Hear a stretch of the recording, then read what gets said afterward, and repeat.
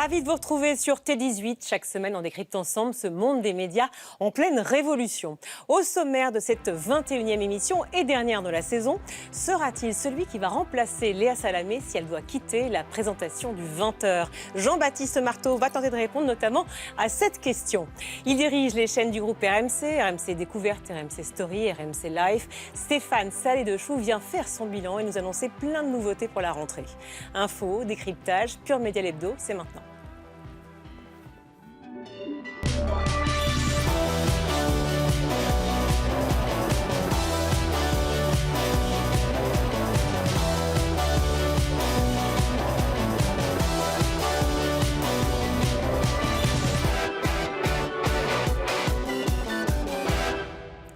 Salut à tous et bienvenue sur T18, mais également sur Pure Média, le site de référence de l'actu des médias. Tout au long de l'émission, vous réagissez comme chaque semaine sur les réseaux sociaux, hashtag Pure Média l'Hebdo. Notre journaliste expert média cette semaine, c'est Benjamin Rabier, rédacteur en chef du site Pure Média. Salut Benjamin. Salut Virginie. Merci d'être avec nous et voici le lieu de travail de notre invité de la semaine en coulisses avec son teckel. On l'a fait.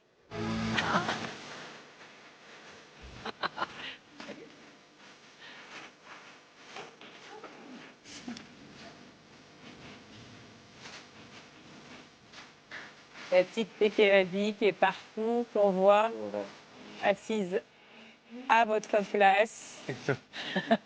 Et bonjour Jean-Baptiste Marteau. Bonjour à tous. Présentateur de la matinale de France Info TV. Abby, votre chaîne, elle vous suit partout sur les plateaux? Pas sur tous les plateaux, pas tous les jours, mais elle vient souvent. Elle nous a déjà rendu visite plusieurs fois. C'est un peu la mascotte de l'équipe maintenant. Et puis voilà. On a fait une petite vidéo en disant qu'elle pouvait prendre ma place aussi tant qu'on y est. Non mais je l'adore, voilà. On a envie de l'emmener partout. Bah oui, j'espère bien. La prochaine fois, vous la ramenerez sur le plateau quand même. Elle est restée se reposer après la semaine de canicule, elle avait besoin. Elle a besoin de fraîcheur, je le comprends. Vous êtes à la matinale de France Info Télé depuis 2023, Jean-Baptiste Marteau, joker de Léa Salamé depuis octobre dernier aux 20h. Et cette année, eh bien, vous participerez, comme l'année dernière, au 14 juillet, avec cette fois-ci un reportage et un saut en parachute. Voilà, une première, je n'avais pas encore fait ça. On m'avait fait faire le Rafale, sur un char, à la garde républicaine il y a 2 ans, en passant le test d'entrée. Et là, on m'a dit, tiens, est-ce que tu voudrais sauter en parachute avec l'unité Phoenix? Bah, allez, pourquoi pas, allons-y. C'est pas tant comme ça, en fait. Parce que vous dites ça comme si c'était casse-cou un peu, ou pas? Je dis rarement non. J'aime découvrir de nouvelles choses, des sensations fortes, et puis surtout découvrir en fait, un univers qui est encore un peu inconnu, celui de l'armée de l'air. Voilà, on voit les images du Rafale, c'était il y a 4-5 ans. Le Rafale, vous avez pris même les commandes, ça c'est une autorisation spéciale quand même. Ah non, mais c'était fou. Ouais. En plus, j'étais avec le commandant Maximilien qui était à quelques mois de la retraite du Rafale et qui m'a fait découvrir son univers. Et on a surtout pu voir à quel point c'était un monde d'élite. Enfin, c'était vraiment le top de l'armée de l'air. Et ils nous ont emmenés un peu pendant 2 jours dans leurs coulisses. Et à un moment, il m'a dit, tiens, est-ce que vous voulez prendre les commandes? Hop, bah, c'est bon, vous les avez. Et j'ai non, on ne dit pas. Alors le 14 juillet, c'est aussi une date marquante pour tous les Français. Jean-Baptiste, le 14 juillet 2016, sur la promenade des Anglais à Nice, un terroriste fonçait dans la foule, venu assister au feu d'artifice. C'était il y a 10 ans. Vous allez présenter une soirée hommage aux victimes?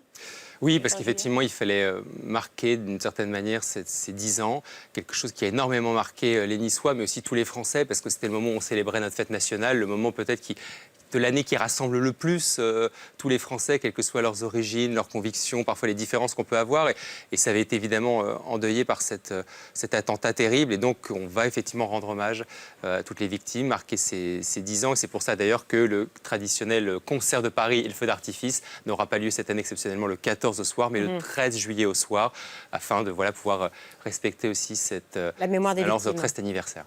Alors, au-delà des soirées événements, vous êtes aussi à la tête de la matinale de France Info TV.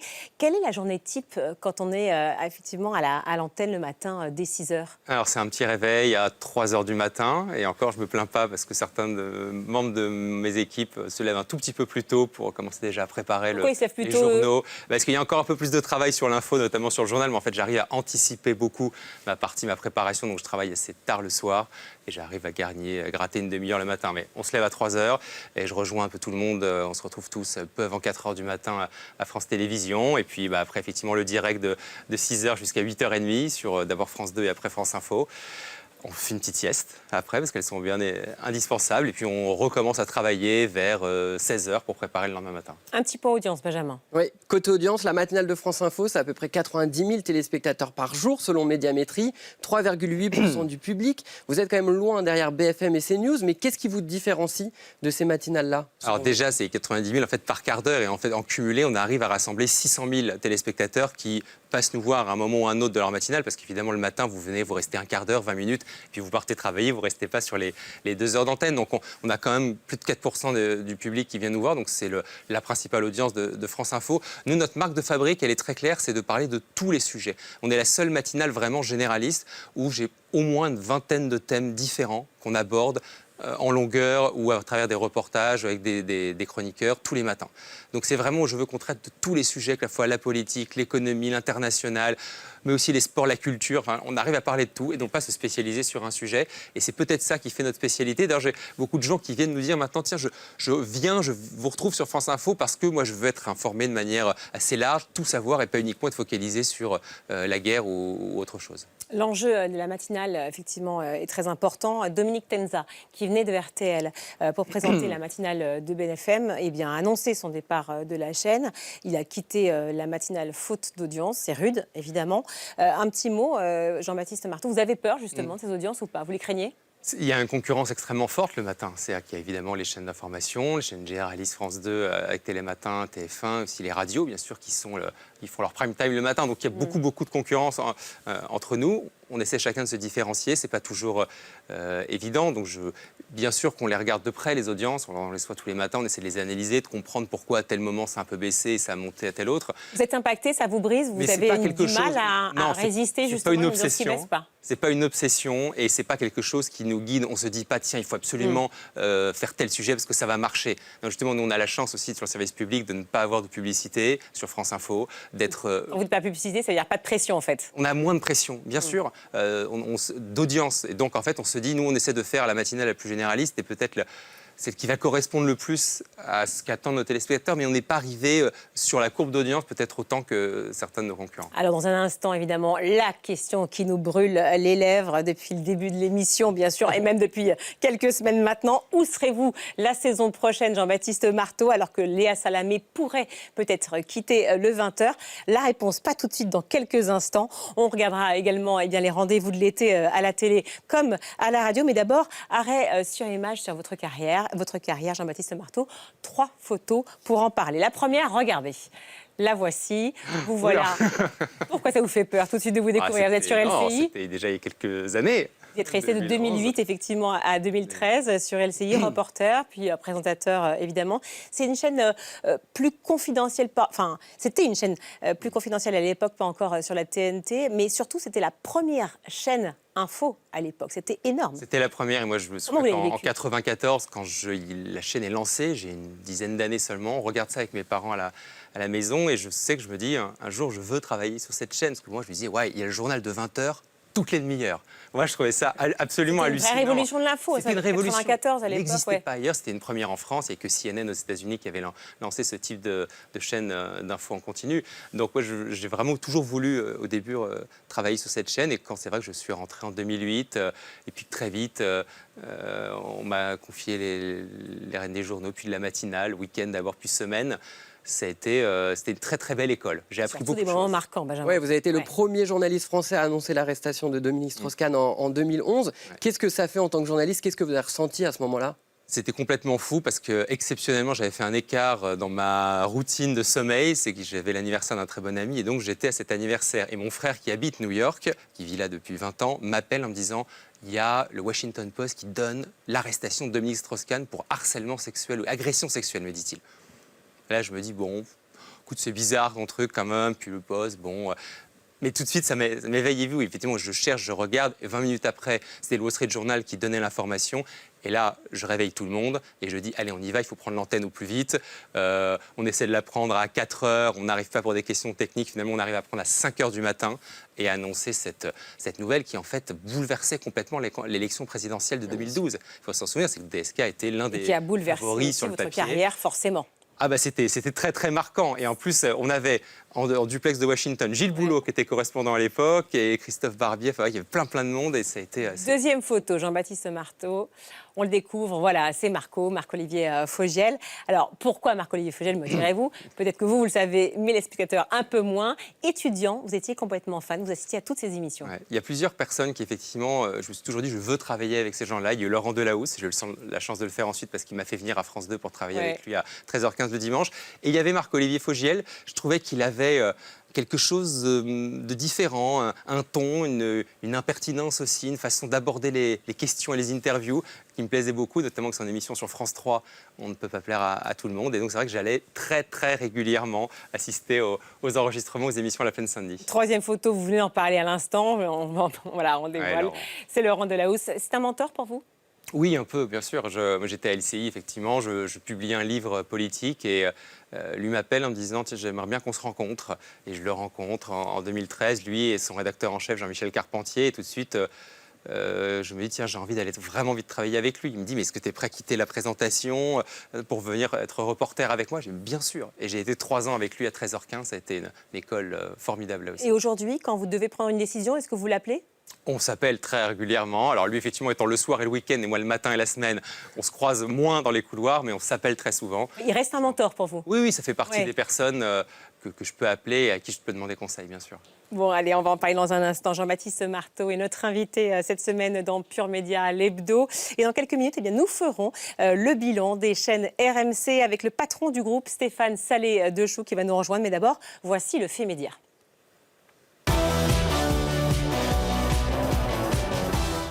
Et pour cette dernière de la saison, mon cher Benjamin, vous allez nous dire tout ce qui va se passer en télé et en radio cet été. Et oui, et ça commence dès demain sur RTL avec le retour de Laurence Boccolini.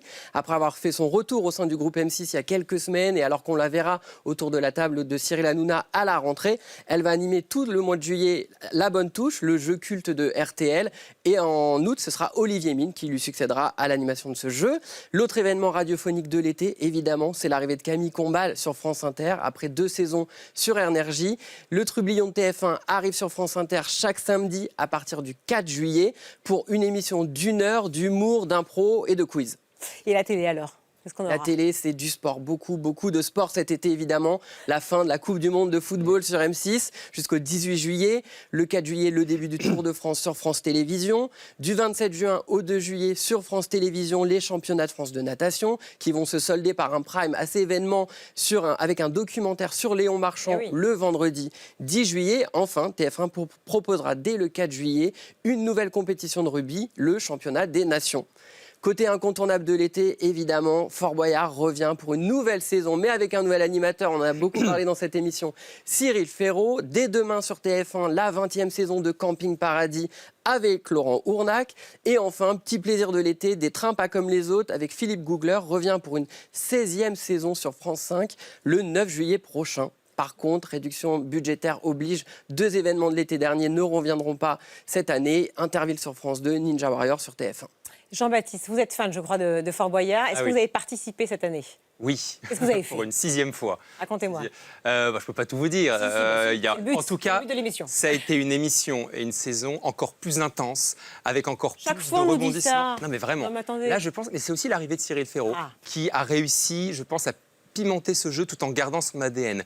On voit la patte de Cyril un peu partout, mais aussi des producteurs, bien sûr. Et là, ils ont réussi à nous surprendre.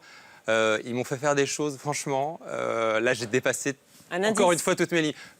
Très haut et très dans le vide. On me dit dans l'oreillette que vous êtes passé par toutes les émotions. Je vous confirme. Il y a un peu de larmes, là aussi, de tout. Il paraît même que vous êtes tellement fan qu'il paraît que vous buvez votre café tous les matins dans un mug Fort Boyard. Vrai ou faux? Exactement. J'ai mon mug Fort Boyard sur le plateau tous les matins. Vous savez des choses, dis donc. Attendez, sur le média l'hebdo, attention. On a bossé. J'adore. Un été chargé pour vous, cher Jean-Baptiste Marteau, puisque vous serez donc à la tête du 20h de France 2, mais à la rentrée. That is the question. Que se passera-t-il? On va en parler dans un instant. Avant cela, voici les pures infos et c'est remixé par Thierry Dagiral.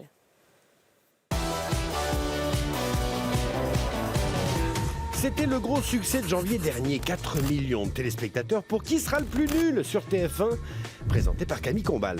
Voici le casting de la saison 2, Samuel Etienne, Christophe Licata, Philippe Catherine, le rappeur Gradure ou les humoristes Yann Guillarme ou Blandine Lehoux. Retour sur les bancs de l'école pour cette nouvelle promo, la date de diffusion n'est pas encore connue. RTL peaufine sa grille de rentrée, exit l'émission de Faustine Bollard et c'est Julien Courbet qui prendra l'antenne à 9h30. Vous nous envoyez votre problème si vous en avez un. Ça peut vous arriver. Et Alex Vizorek gagne une demi-heure de plus pour le kit ou double, désormais donc de 11h30 à 12h30. Elle a été suspendue de la chaîne L'Équipe. France Pierron a provoqué un tollé après ses déclarations concernant le souhait de l'attaquant belge Jérémy Doku de quitter le mondial pour assister à la naissance de son premier enfant. C'est un rêve de gosse que tu réalises et tu vas quitter tout ça pour aller assister à la naissance de ton enfant, qui est un moment dégueulasse, excusez-moi, où le papa ne sert à rien, il a un rôle de figurant. La journaliste s'était excusée, la direction la suspend donc. Coup dur pour les salariés du groupe de presse Ebra. Près de 400 postes sont visés par un plan de départ volontaire. Certaines tâches sont remplacées par l'intelligence artificielle. Ebra, c'est le numéro 1 français de la presse régionale avec notamment l'Est républicain, le Bien public, le Dauphiné ou le Progrès, entre autres. Elle arrivera sur BFM le 24 août à la présentation du 19h-21h du dimanche au jeudi soir. Sonia Mabrouk sera donc en concurrence avec ses anciens collègues Christine Kelly et Pascal Praud de CNews. Et dans le même temps, le groupe Bolloré annonce que c'est Laurence Ferrari qui pilotera la couverture de la présidentielle 2027 sur CNews. Bonsoir à tous, bonsoir à toutes, bienvenue sur CNews. C'est elle qui présentera donc et coordonnera les grands débats politiques. Et autre info politique toujours, c'est la disparition de Dimanche en politique sur France 3. Ce sera remplacé par un rendez-vous politique sur France 2 de 13h15 à 14h le dimanche. Et c'est présenté par Benjamin Duhamel. Et puis l'émission évidemment de Laurent Delahousse sera donc décalée, programmée à 14h. Jean-Baptiste Marteau, vous êtes totalement fan féru de politique. Vous avez travaillé au service politique de France Télé. Les 4V, on l'a vu à l'instant, on a pensé à Francis Letellier, Caroline Roux sur l'heure de vérité, Benjamin Duhamel pour le nouveau rendez-vous politique. Pourquoi on ne pense pas à vous pour la politique ? Alors, pensez à moi et je vais participer d'une manière ou d'une autre l'année prochaine au dispositif présidentiel, aux soirées électorales et à des interviews voilà, sur différents formats. Excellente nouvelle. Alors dites-nous Après, tout, parce que qu'est-ce que vous allez faire ? Après, vous avez bien compris qu'il y a quelques interrogations Tout à fait. pour la saison prochaine. Mais je participerai au moins aux soirées électorales et au dispositif présidentiel, que ce soit sur France Info ou sur France 2, et les deux. Mais vous aimeriez avoir une émission vraiment à vous, de décryptage politique ? En tout cas, la politique, ça fait partie de mes passions et des sujets qui m'intéressent au quotidien, évidemment. Donc, c'est quelque chose que je suis de très près. J'ai été reporter politique pendant longtemps, comme vous l'avez dit. J'ai suivi déjà 3 campagnes présidentielles, celle de 2017 qui a été notamment la plus dingue et que j'ai pu suivre jusque-là au quotidien. Donc, je pense que celle-ci va peut-être encore battre celle de 2017. J'espère qu'elle sera intéressante, en tout cas, sur le fond. Vous avez peur, justement, qu'elle ne le soit pas, à cause quoi, des figures politiques ? Non, ce serait bien. Enfin, en tout cas, oui, j'espère qu'on va aborder les sujets de fond qui concernent les Français. Les enjeux sont considérables et qu'on ne va pas uniquement être dans la politique politicienne et les affrontements de personnes. Pardon, mais ça aussi, chaque élection, c'est toujours le même discours. C'est ce qu'on dit tout le temps, ça revient à chaque fois. Il y a des campagnes plus intéressantes que d'autres sur le fond. Il y a des campagnes où je pense qu'on est rentré un peu plus dans les préoccupations des sujets. Surtout 2017 en faisait partie. 2022 était un peu moins une campagne sur le fond et plus sur la forme. En plus, il y avait les guerres en Ukraine, etc. Espérons que ce soit une élection intéressante. Elle sera en tout cas passionnante à suivre. Donc on a quelques rebondissements qu'on va pouvoir suivre au quotidien d'ici là. Je vous harcèle de questions, mais je ne suis pas la seule, mon cher Jean-Baptiste Marteau. Mais vous avez l'habitude, vous connaissez ce métier. Il y a aussi les questions de téléspectateurs et elles sont nombreuses. Allez, c'est la saison du mercato dans les médias. On a un petit jingle qui va avec, regardez. Oula. Qui dit mercato, qui dit millions ou pas. D'ailleurs, on va en parler. Alors, question. Télématin est encore leader devant Bonjour de TF1, mais l'écart se resserre. Il paraît qu'il y a un chantier en cours pour changer Télématin à la rentrée. Seriez-vous tenté par la présentation de ce rendez-vous ? C'est pas l'objectif l'année prochaine, c'est pas d'actualité pour la saison prochaine, mais c'est une émission moi, que j'aime beaucoup, que j'ai toujours regardé, que j'ai présenté pas mal de fois en remplacement pendant 3 ans. Donc, en tout cas, je suis très parce que vous avez déjà notre objectif à la rentrée ? C'est-à-dire qu'entre entre la matinale de France Info et les jokers du 20h, je pense que je vais être assez occupé. Assez occupé. Mais Télématin, vous n'avez pas envie d'y revenir à un moment ou à un autre? Un jour ou un autre, peut-être. Je ne vais pas fermer la porte. Ce ne sera pas la saison prochaine, ça c'est sûr. Mais en tout cas, j'espère que ce programme continuera encore longtemps. Autre question, c'est donc le tandem Damien Thévenot-Maya Loquet qui avait été choisi l'an dernier en semaine, très sincèrement. Est-ce que ça vous a affecté? Non. Télématin. Non, je trouve que c'était un bon choix. Ils cartonnaient le week-end. C'est un duo qui marche parfaitement. Ils ont d'ailleurs très bien récupéré la semaine et les audiences sont en progression ces derniers mois. Donc non, moi je leur souhaite vraiment bonne chance. Je les apprécie beaucoup et on se croise en plus tous les matins à l'antenne. Parce que moi je fais le before de Télématin sur France 2, le 6h Info, de 6h à 6h25 et on se passe la main en direct et c'est toujours un bon moment. C'est d'ailleurs souvent ça que les gens me disent dans la rue en disant j'adore votre petite complicité avec Maya et Damien. Donc moi je les apprécie. Quand vous voyez beaucoup. Bonjour qui gagne du terrain petit à petit sur TF1, ça vous inquiète, vous? Ils partaient de beaucoup plus loin forcément parce qu'il n'y avait pas d'émission avant. Télématin est là depuis plus de 40 ans, donc c'est normal qu'il s'installe. Mais après, Télématin reste encore largement leader. Enfin, il ne faut pas l'oublier. Parfois, Oui, 400 000 pour TF1 à peu près, 650 000 pour France 2. Donc effectivement, vous restez, France 2 reste Il y a leader. encore une belle marge. Oui, encore une belle marge. Bon. Enfin, la question qui se pose de plus en plus dans les couloirs de France Télévisions et d'ailleurs et partout. Serez-vous, Jean-Baptiste Marteau, le nouveau présentateur du 20h si Léa Salamé quitte le poste? Déjà, qui est titulaire du 20h aujourd'hui? Qui présente le 20h et qui le présentera, qui sera encore titulaire la saison prochaine? Léa Salamé. Ça restera, quoi qu'il arrive, Léa Salamé qui sera titulaire du 20h l'année prochaine. Elle a annoncé Maintenant, vous l'avez qu'elle bien quitterait compris. son poste si son compagnon se déclarait donc candidat. Si, alors déjà évidemment, il y a beaucoup encore d'inconnus. Il peut très bien ne pas se déclarer, il peut très bien y arriver tellement de choses encore pendant cet été qu'au mois d'août, il décide de finalement pas y aller. Et Léa sera à la présentation du 20h la saison Elle prochaine. pourrait par exemple commencer juste au mois de septembre et sortir en octobre, ça Ah, mais serait possible ça? C'est possible. Elle a dit qu'elle se retirerait si jamais Raphaël Glucksmann était candidat le jour où il se déclare candidat. Donc, s'il se déclare candidat en octobre, elle se retirera à ce moment-là le temps de la campagne. Si c'est avant octobre, si c'est jamais, elle restera, évidemment. Est-ce que vous en avez parlé ensemble déjà, Léa et vous? On se parle tous les jours avec Léa. Léa, Ce c'est elle sujet qui a... précisément. On parle de ça et de beaucoup de choses. Mais Léa, c'est elle qui a beaucoup insisté en arrivant au 20h pour que je sois son joker. On a une complicité très forte. C'est quelqu'un que j'admire énormément pour sa force de travail, sa capacité à emmener les équipes, à révolutionner tout le temps le journal. Elle a 10 000 idées à la minute. C'est quelqu'un qui m'impressionne, vraiment beaucoup, dans le bon côté des choses. Totalement d'accord. Donc on parle de ça tous les jours, si vous voulez savoir. Mais Oui. ça reste très politique ce que vous dites. Dites-nous la vérité, dites-nous au moins partagez quelque chose. Est-ce que par exemple la direction de France Télévisions est venue vous voir en vous disant si Léa Salamé quitte effectivement son poste, donc le JT de 20h, est-ce que vous serez donc, on vous a proposé de reprendre l'animation? Imaginez bien qu'on parle évidemment de toutes ces hypothèses parce que c'est quelque chose, une possibilité qu'on a et qu'on sait qui pourrait arriver, on le sait depuis maintenant plusieurs mois. On le prépare, il n'y a pas d'improvisation. Ça fait 1 an effectivement que je suis le joker de Léa et que je la remplace dès qu'elle s'absente. Je vais encore le faire cet été dès le 20 juillet pendant 5 semaines. Si un jour elle doit se déporter, s'arrêter pour quelque raison que ce soit, je serai là pour la suppléer et elle reviendra dès que possible à la présentation. Est-ce que vous en avez envie? J'en ai envie, évidemment, et voilà, comme j'ai envie de la remplacer à chaque fois, parce que on est dans la même continuité avec ses équipes, on a la même rédaction en chef, les mêmes assistants, la même rédaction, évidemment, qui est très mobilisée. Donc, quand Léa n'est pas là, je la remplace, et on fait ça au mieux pour qu'elle revienne le plus vite possible. Benjamin. Et justement, quand vous la remplacez, côté audience, ça cartonne, avec plus de 4 millions de téléspectateurs très régulièrement. Si je suis un peu taquin, je peux même dire que vous faites des meilleures audiences qu'elle. Est-ce que vous en parlez? Mais on parle de tout, mais il y a... Regardez la moyenne, en fait. Il y a des hauts et des bas à chaque fois dans les audiences. Il peut y avoir parfois, si vous avez des rediffs de tel ou tel magazine en face, parce que c'est les vacances, et moi souvent je présente pendant les vacances, ça nous aide à faire un tout petit peu plus, parce que la concurrence est moindre. Mais quand vous regardez la moyenne sur l'année, on a une moyenne en fait qui est stable et qui est au-dessus de 20%, qui est repassée au-dessus des 20%, ce qui était l'objectif, et ça c'est grâce à Léa surtout. Donc il n'y a pas de concurrence. Si je peux vous dire très clair. Est-ce qu'il y a une concurrence avec Gilles Boulot? Vous regardez vraiment, on voit que l'écart avec TF1 est quand même bien sûr fort. qu'on regarde. Comment faire pour le réduire? Bien sûr qu'on regarde TF1. Le 20h a beaucoup bougé. On a mis plus de longs formats, des invités politiques qui reviennent. Et ce n'était pas arrivé depuis longtemps. Il y a encore des nouveautés sur lesquelles on travaille pour la saison prochaine. Il y aura pas mal de choses qui vont changer, notamment dans la deuxième partie du journal. Donc oui, on essaie de renforcer un maximum.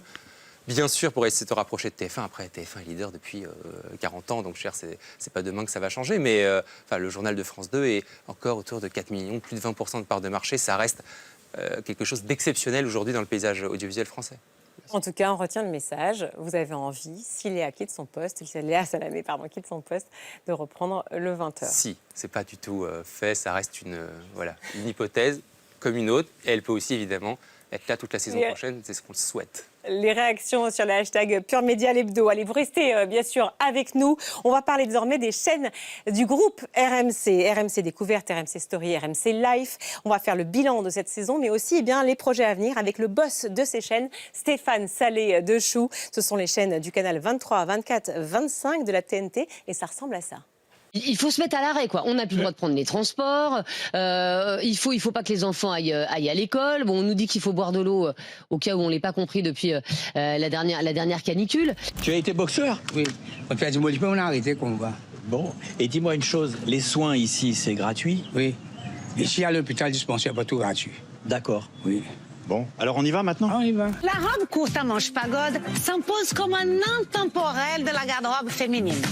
Apparue dans les années 60, elle incarne à la fois le rétro et le super féminin. Il est généralement très difficile de faire une omelette sans les casser. Top chrono. C'est facile.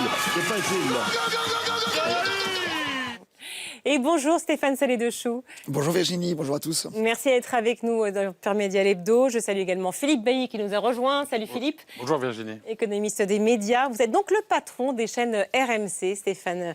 RMC Découverte, RMC Story, RMC Life, la petite dernière. Vous venez de nous annoncer plein de nouveautés pour la rentrée.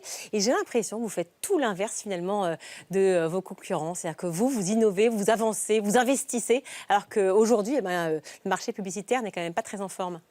Alors, ça c'est vrai que le marché publicitaire linéaire, donc la télévision traditionnelle historique, c'est compliqué. On a tous beaucoup d'espoir qu'après l'été, ça reparte. À côté de ça, il y a l'économie du streaming qui va mieux. Et à côté de ça, il y a l'économie sociale, YouTube, TikTok, Instagram, Twitch, qui va très très bien. Et à la fin, tout ça, ce sont des tuyaux sur lesquels il faut pousser des contenus, proposer des contenus.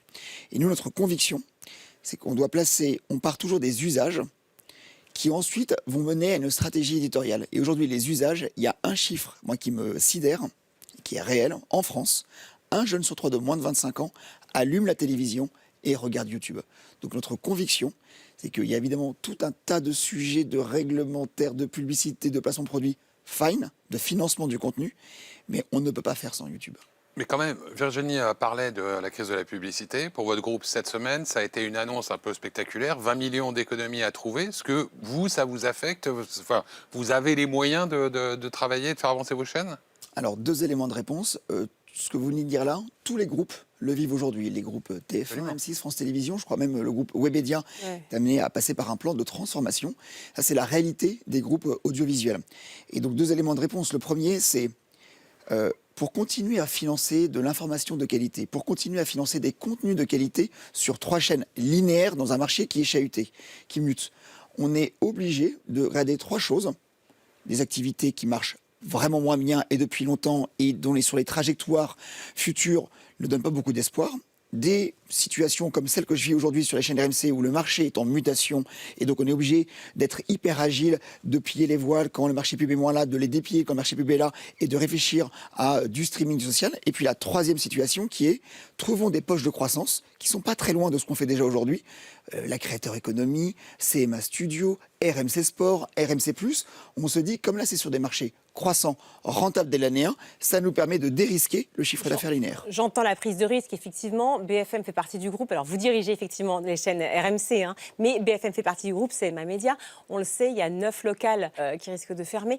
Là, c'est cette situation, un petit mot quand même sur ce sujet. Investir d'un côté, et on voit bien les risques et les dangers et la difficulté de l'autre. La réalité, c'est qu'on est évidemment solidaire de nos collègues des BFM locales en région. La réalité, c'est que le modèle économique, il n'a jamais existé, il n'existe pas aujourd'hui, et il y a une accélération. Ce que vit la télévision traditionnelle dans les investissements publicitaires, c'est encore plus vrai dans les investissements locaux. Parce que, disons les choses ici, dans une émission média, l'investissement publicitaire, il est aujourd'hui préempté par les acteurs américains, par les GAFAM, y compris localement. Donc il n'y a aucune chance que ça fonctionne. Et quand on est un groupe audiovisuel, soit on est condamné à gérer de la décroissance, ce qui n'est pas du tout le drive et l'ambition de notre groupe, porté par un entrepreneur, soit c'est se dire, il y a une situation de fait. On veut continuer à investir dans des contenus de qualité, soit dans l'information et dans le divertissement au sens très très large. Et pour ce faire, il faut, moi je m'applique cette règle-là pour vous répondre à votre question, les chaînes RMC, évidemment qu'on a un travail sur le coût de grille. Le coût de grille, c'est l'argent qu'on met dans les programmes pour nourrir les grilles de programmes. Quand il y a moins d'argent en publicité, on met moins d'argent dans les grilles. Ça veut dire concrètement que la saison prochaine, vous la faites à budget constant par rapport à celle-là, ou vous aussi, vous êtes dans une mécanique d'économie? Ah non, je serai alors pas en croissance, ça c'est certain. Je vais me bagarrer pour être à budget constant. Ça c'est un petit message pour mes patrons et patronnes. Mais il y a un monde où oui, on sera dans une... mon RIB pour le... On s'arrangera plus tard. On va plutôt être dans une légère décroissance. Allez, on parle avec de la croissance. Si vous voulez bien, on parle de programme. On va parler sous, justement, parce que les sous permettent les programmes. Parmi les nouveautés, il y en a beaucoup. Le Big Deal et Vincent Lagaffe en quotidienne sur RMC Story face aux Access. Alors ça, vous avez complètement cassé la tirelire pour vous offrir Lagaffe? Alors, on avait cassé la tirelire en janvier 2025. Est-ce que vous l'avez recassé? Non, alors là, non, on arrête de casser la tirelire. Non, on ne casse pas la tirelire. Là, le modèle... Combien, excusez-moi, parler, combien en 2025 pour Lagaffe? Non, alors c'était un investissement, vous connaissez la télévision par cœur comme moi, c'est un investissement conséquent pour RMC Story, si ce n'est que, quand vous disiez tout à l'heure en introduction qu'on ne fait pas comme tout le monde, oui, on ne fait pas comme tout le monde. Le Big Deal, aujourd'hui, tout le monde s'est dit, il fallait quand même pas très très malin pour se dire que ça allait marcher. À l'époque, personne n'en voulait. Oui, quel que soit le groupe, personne n'en voulait. Et quand on l'a diffusé en janvier 2025, en prime time sur le canal 23 de la TNT, on était leader national. Benjamin va en parler justement, les audiences. Et justement, leader national, 1,8 million de téléspectateurs, record. 2,1 avec le replay. Avec le replay. Carton, évidemment, pour la TNT. Depuis, les audiences, elles ont quand même baissé. Est-ce que l'opération, elle est rentable pour vous? Alors, elle est rentable économiquement, rentable en images. On a Vincent Lagaffe, avec le Big Deal, a réussi à placer RMC Story sur le paysage audiovisuel français. La réalité, vous avez raison de le dire, depuis janvier 2025 et nous sommes en juin 2026, être présent à l'antenne tous les vendredis soirs à 21h10, on n'est pas Koh-Lanta, on n'est pas Les Morets dans le Pré, tous les vendredis soirs sur un jeu qui est un mélange de talk, d'humour et de spectacle avec un animateur incroyable. Donc on n'allait pas, on a un contrat qui est long avec Vincent Lagaffe. Oui, mais alors justement, pardon de vous couper, mais il s'arrête en 2029, ce fameux contrat avec Vincent Lagaffe. Vous avez préparé l'après ou pas? L'après 2029, alors d'ici là, je vais vous dire, il sera passé déjà un certain nombre de choses. Vu la rapidité, vous êtes très prévoyant, mon cher. Mais vu la rapidité des mouvements et des usages, je vais déjà bien faire 2027. La réalité, c'est que là, ce qu'on va faire sur le Big Deal, on va arrêter la diffusion de mi-juillet jusqu'à janvier 2027 pour recréer le manque. Et quand on reviendra en janvier 2027, on sera en quotidienne dans la case historique du Big Deal. Et pour répondre à votre question sur la concurrence, oui, il y aura les talk-shows, oui, il y aura les 20h. On verra si c'est vous. Mais il y aura surtout un truc, c'est qu'on ne sera pas en face des autres jeux. On va trouver un créneau horaire où on sera le seul jeu à cette heure-là. Les grandes marques, vous vouliez en parler? Il y a le Big Deal, évidemment, mais il y a aussi les grandes gueules le matin avec Olivier Truchot et Alain Marchal. On les a reçus il y a quelques semaines sur ce plateau. On sait qu'ils sont très prisés par la concurrence. Comment vous avez fait pour les garder? Vous avez dû sortir le chéquier? Alors déjà, ils sont ravis d'être là. Ils sont ravis d'incarner ce programme-là, les grandes gueules. Aujourd'hui, je pense que ça n'a jamais été une émission autant dans l'époque où on raconte partout que la télévision est aseptisée. Les grandes gueules, ce n'est pas un programme aseptisé. Ils le font très bien. Ils sont également présents sur BFM TV. Et vous m'avez permis une transition. Nous avons proposé à Olivier Truchot, associé à Estelle Denis, de reprendre la marque iconique Combien ça coûte. Eh oui, évidemment, émission emblématique. Pour RMC Story, en prime time en 2027. Ça me permet de continuer d'ailleurs. Estelle Midi, ça continue ou pas, oui ou non? Évidemment, vu le carton d'audience, ça continue. Évidemment, et on l'embrasse plein les yeux, Carole Rousseau et Jacques Legros, ça revient. Ça continue. Ça continue avec le binôme qui sera du coup à l'animation des 100 plus grands. Il va également arriver sur RMC Story. Et Top Gear, vous n'en avez pas parlé mercredi de Top Gear. Ça continue ou ça s'arrête? Non, Top Gear, nous on est sur RMC Découverte et RMC+, nous sommes très présents. Volontairement, ne voulons pas être un média généraliste. C'est trop compliqué aujourd'hui, a fortiori en Canal 24, de vouloir toucher l'ensemble de la population. Donc on se dit, plutôt que de ne pas réussir à faire l'ensemble de la population, soyons les meilleurs dans nos univers de marque. La mécanique, le moteur, nous sommes, de manière très immodeste, les meilleurs. Top Gear était une marque incroyable, mais à côté de ça, on a Wheeler Dealer France, on a Vintage Mécanique, on a Top Mécanique, on a Monster Garage, on a SOS Garage. Et là, pour le coup, c'était une émission dans l'équilibre économique. On est comme un groupe privé qui, à la fin, doit être rentable. C'était beaucoup trop cher par rapport à l'audience que ça générait. Votre émission, Benjamin, vous voulez en parler? L'autre pari de la rentrée, c'est une nouvelle quotidienne sur RMC Story avec Marius de Garde à vous sur M6. Ça s'appelle Service militaire. Qu'est-ce qui vous fait croire que ça peut marcher, ce genre de programme? Alors là, je pense que c'est un format norvégien, mais qu'on a largement adapté au goût et à l'époque 2026-2027. Je crois que ça va marcher parce que c'est inscrit dans l'époque. Il y a le président Macron qui a communiqué sur le service militaire universel. Et on s'est dit, ça vient de là, cette promesse-là, ce projet-là, en se disant, et si aujourd'hui, moi je n'ai pas fait le service militaire, j'ai 45 ans, mes frères, mon père était officier de marine et il a fait le service militaire. Il m'a bassiné depuis ma tendre enfance en me disant, si vous aviez fait le service militaire, vous raisonnerez différemment et le lien social serait différent de celui qu'on n'a pas aujourd'hui.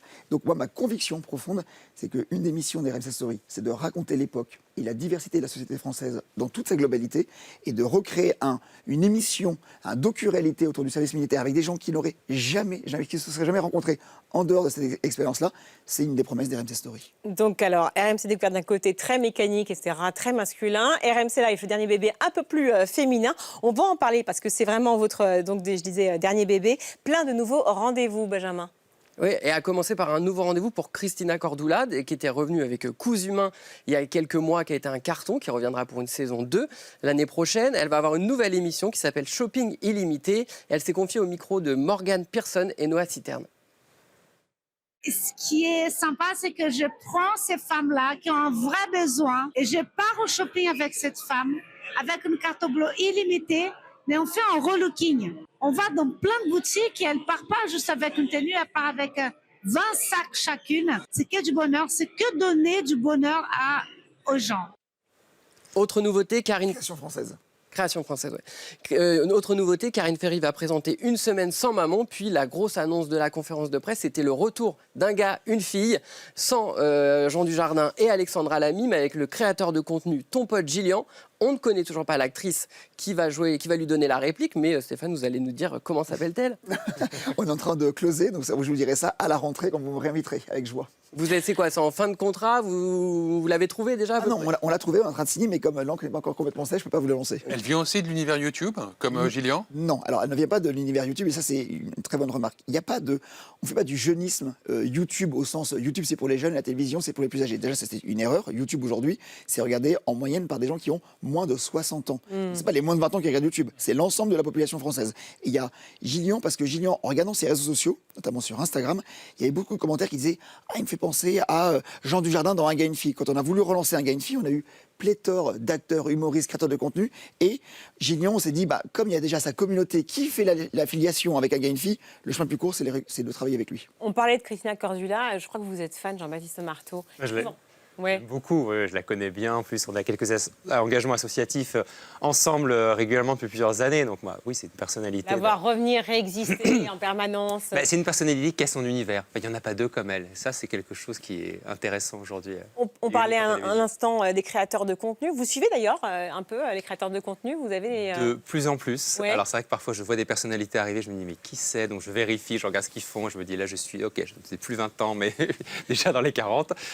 Mais bien sûr, parce qu'on peut s'inspirer aussi, et ce qu'ils font, c'est pas forcément différent de ce qu'on peut faire sur certaines choses, et on a chacun notre univers, et c'est très bien. Antoinette Zezès, Laurie Lag ou encore Joyka, ils continuent à fond. Avec vous? Ah ouais, il y en aura d'autres qui arriveront. Mais la règle, c'est qu'ils continuent à faire ce qu'ils font très bien chez eux, sur YouTube, sur Twitch. Nous, ce qu'on leur propose, c'est la boîte à outils. Vous voulez venir et on fait des choses ensemble, tout va très bien. Joyka, le meilleur exemple que je puisse vous donner, on a fait une création française ensemble où ils testent les hôtels les moins bien notés. Il est parti en Espagne. Ouais. C'est nous qui avons financé le programme. Il avait déjà sa collection sur YouTube.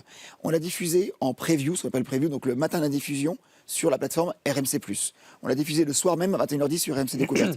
Pendant 14 jours, on avait l'exclusivité en streaming. Et au bout du 15e jour, il récupérait ce contenu-là, il le mettait sur sa chaîne YouTube. À la fin, c'est un carton streaming, c'est un carton linéaire, c'est un carton social, et c'est la vidéo de sa collection sur sa chaîne YouTube qui a fait le plus de vues. Donc c'est bien la définition qu'un très bon contenu, très bien distribué, fonctionne sur tous les tuyaux.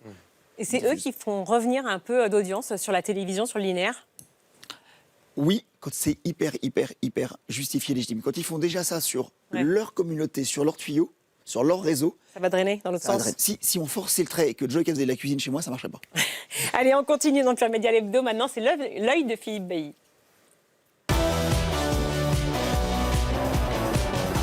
Philippe, la star de cette conférence de presse du groupe CMA qui a eu lieu effectivement ce mercredi, je crois, à laquelle vous avez donc assisté, eh bien, c'est le streaming.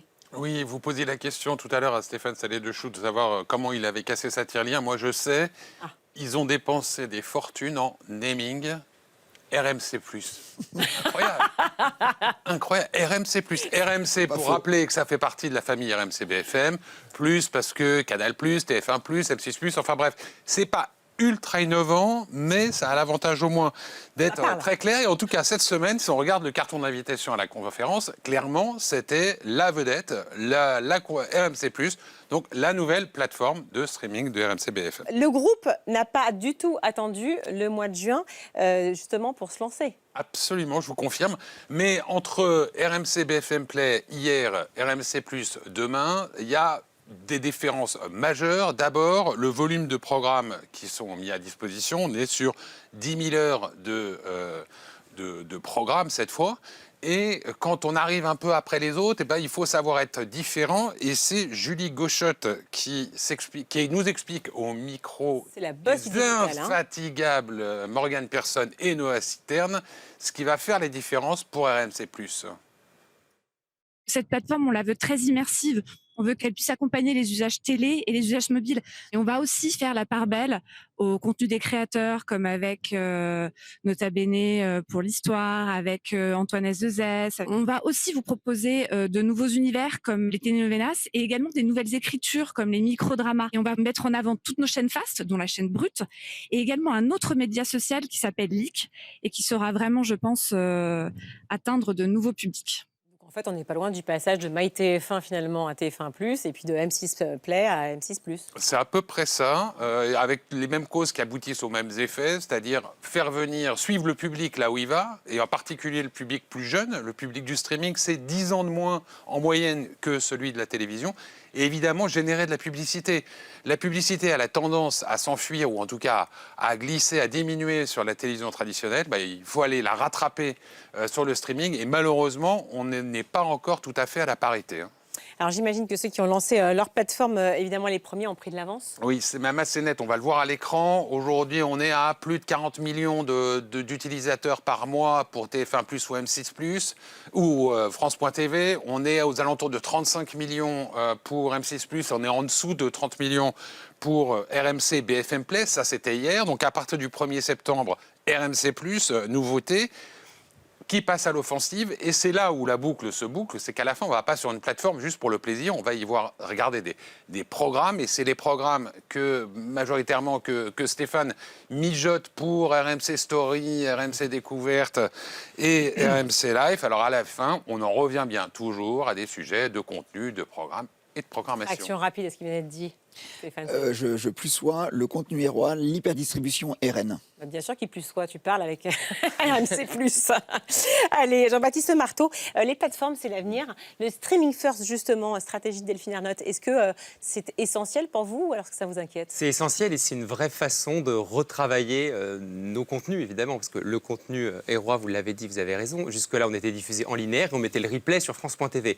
Là, maintenant, ça va être tout l'inverse pour les documentaires, mais aussi la fiction, également des produits d'infos. On produit d'abord des contenus pour la plateforme France.tv qui ensuite vont être diffusés sur le linéaire. Et par exemple, moi j'ai fait un documentaire récemment qui a d'abord été diffusé une semaine avant sur France.tv, qui a fait 400 000 téléspectateurs quasiment sur la plateforme, ce qui est considérable. Et ensuite, on a eu 700 000 personnes en plus sur France 5. Et au final, vous voyez que les deux s'équilibrent parfaitement et ce sont des publics différents. Donc aujourd'hui, c'est une façon de retravailler l'info. Et en plus, avec notre partenariat avec YouTube, on va avoir des contenus spécifiquement créés pendant la campagne présidentielle pour la plateforme et YouTube, qui ensuite seront en complément de ce qu'on pourra voir sur France 2. Vous êtes votre meilleur agent de communication, en fait, je remarque. Tout est parfait. Vaut mieux s'adapter plutôt que de subir les transformations. Allez, on continue. Jean-Baptiste Marteau, avant de se quitter, je vous propose une interview 4 vérités, 4 V, référence bien sûr au rendez-vous politique de Télématin. Est-ce que vous êtes prêts? Allez-y. Top chrono. Qu'est-ce qui s'affiche là? Qu'est-ce qui est le plus excitant à présenter? Une matinale télé ou le 20h?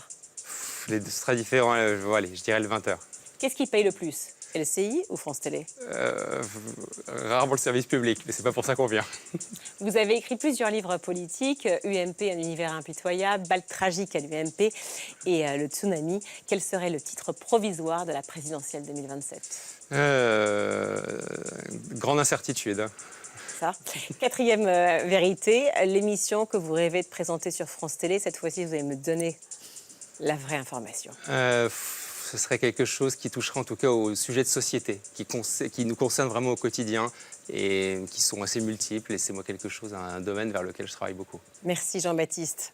Et Virginie, si vous le savez, c'est la dernière de la saison. Oui. Donc j'ai une petite surprise pour vous. Évidemment, c'est la 21e émission. On a reçu 52 invités. On était obligé de faire un magnéto best-of.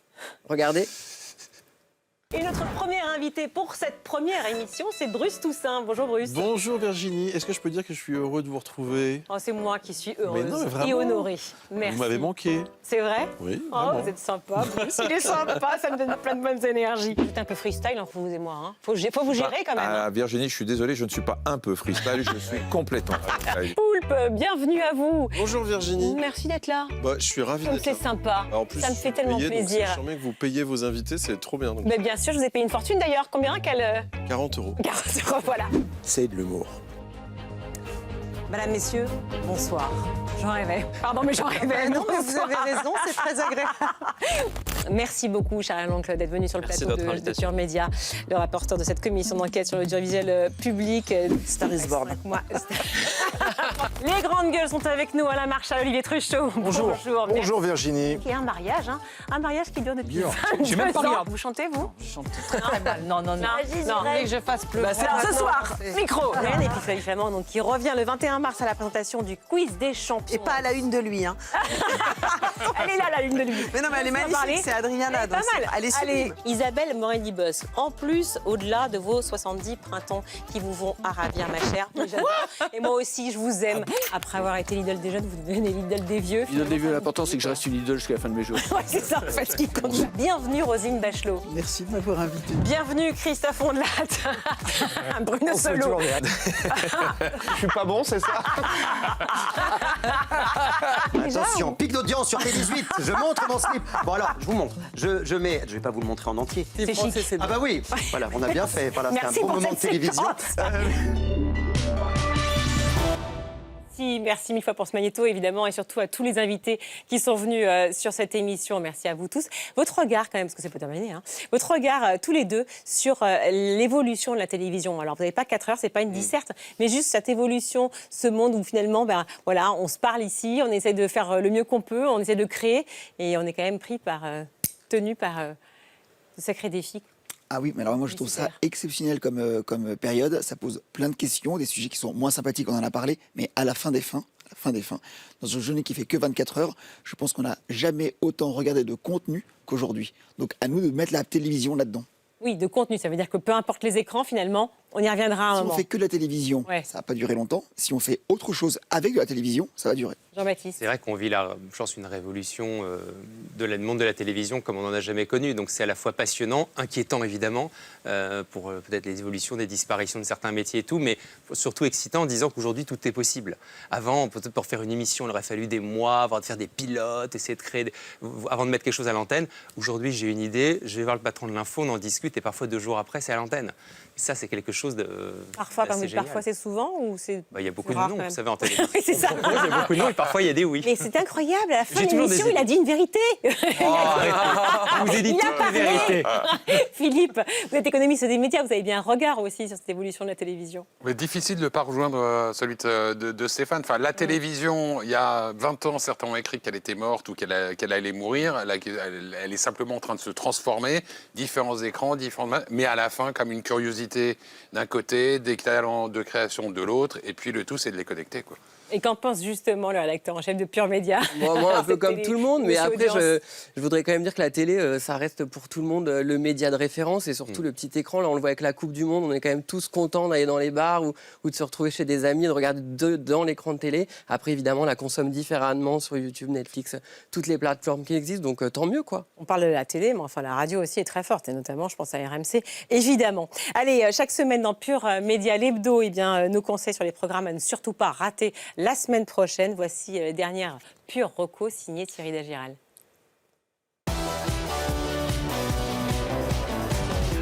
Trois dernières recos cette semaine et pas une de plus. D'abord, mercredi prochain sur France 4 et France.tv, le concert d'Aya Nakamura. C'était au Stade de France fin mai dernier. C'est quasi un show conçu comme une expérience immersive. Ça dure 2h30 avec plein d'artistes qui sont montés sur scène. À découvrir donc mercredi soir. Enola Eudoria Holmes. Mercredi aussi sur Netflix arrive Enola Holmes 3. Ces 6 dernières années, je me suis efforcée d'être digne de porter le nom de Holmes. Devrais-je y renoncer aujourd'hui? Je le veux. Lady Enola Tewksbury. Non, ça ne sonne pas juste. Je ne veux pas. C'est Millie Bobby Brown qui reprend le rôle de la jeune détective, direction Malte pour une enquête périlleuse.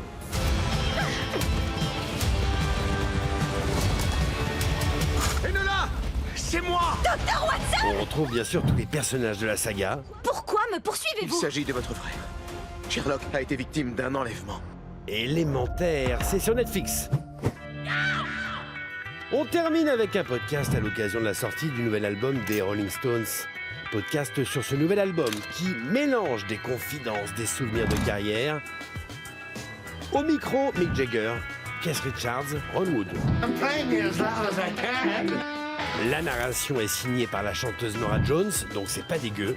Join me, Norah Jones, for Speaking in Tongues, the official Rolling Stones podcast.